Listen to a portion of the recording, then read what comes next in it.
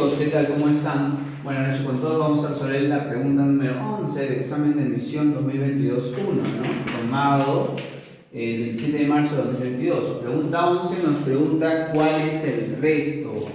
Chicos, cuando hablamos de resto, el sinónimo es residuo. Resto es igual que residuo, lo que resta, lo que queda, pues, ¿no? Bueno, en una división, estimado alumno, de este tipo, puedo aplicar dos maneras, o método de Horner o teorema del resto. ¿Y por qué, profesor, teorema de Horner? Porque es de grado 2. Se dice que cuando es de grado 2 a más, aplico el método de Horner. Cuando es de grado 1, ahí sí se aplica Ruffini. Eso hay que tenerlo claro. Pero ¿por qué no Horner aplicamos? Porque me va a ocupar mucho espacio. Tendría que hacer una gráfica hasta por allá, ¿no? Bueno, entonces vamos a aplicar fácilmente lo que es el teorema del resto, que es más rápido y más fácil. ¿Ok? Entonces apliquemos teorema del resto, que nos va a permitir resolver rápidamente este ejercicio. A ver, ¿qué nos dice el teorema del resto?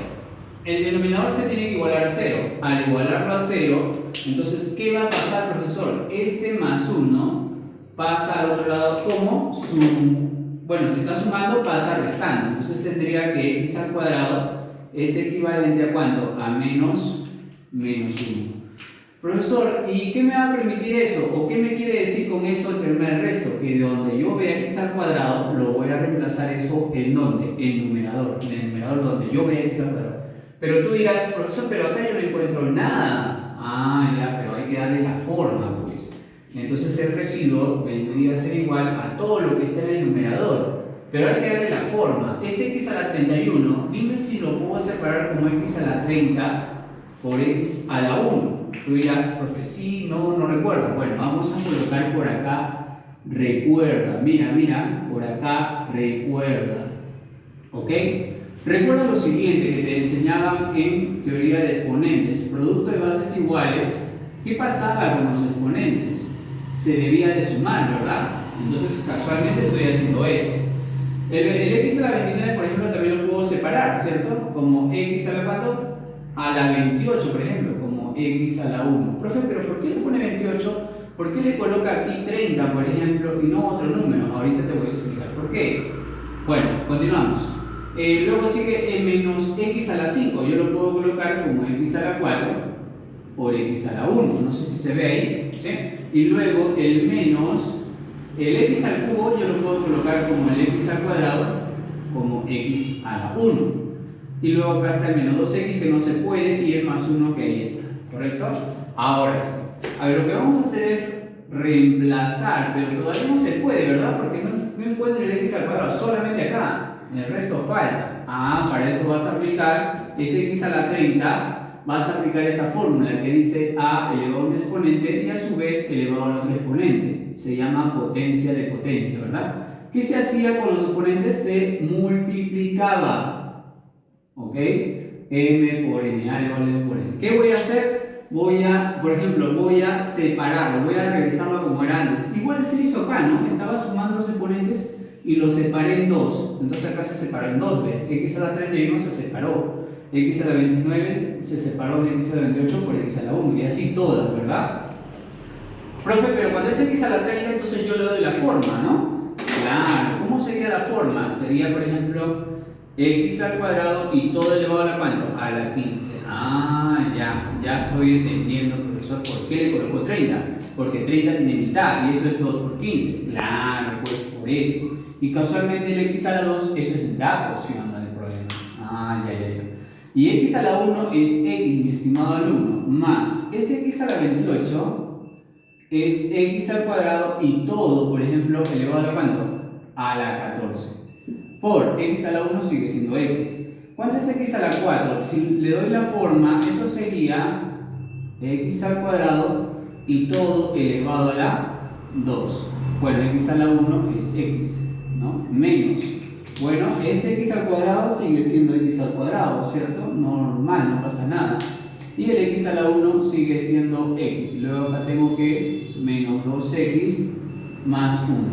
Ahora sí, chicos, vamos a reemplazar. Ahora sí se puede reemplazar. x a la 2, ¿cuánto vale? Menos 1. Reemplázalo de frente, ¿no? Reemplázalo. Entonces, x a la 2 vale menos 1.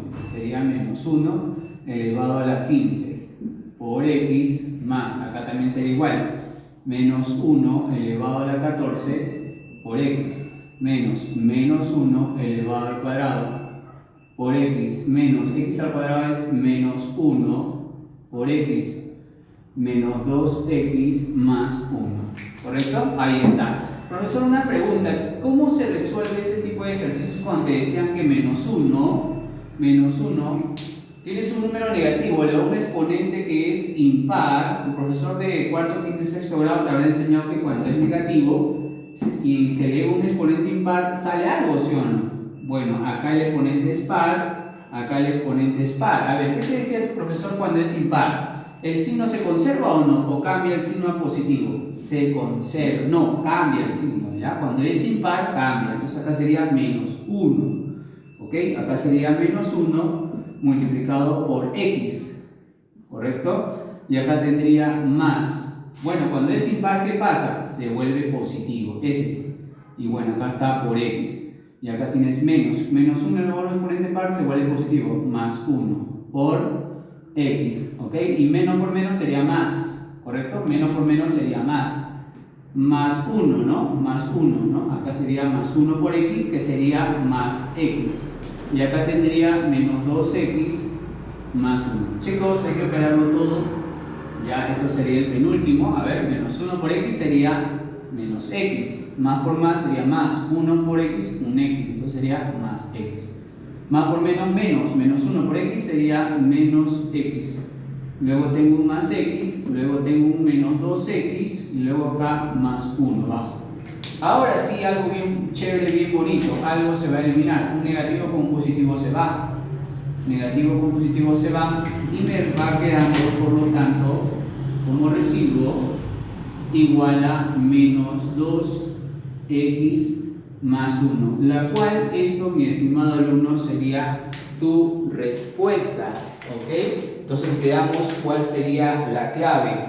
Sale menos 2x más 1. Bueno, en la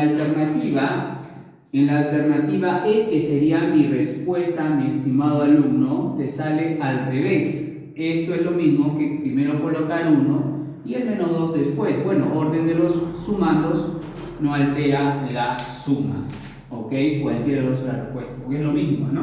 Entonces la alternativa sería la alternativa E, ¿correcto? La alternativa E, mi estimado alumno.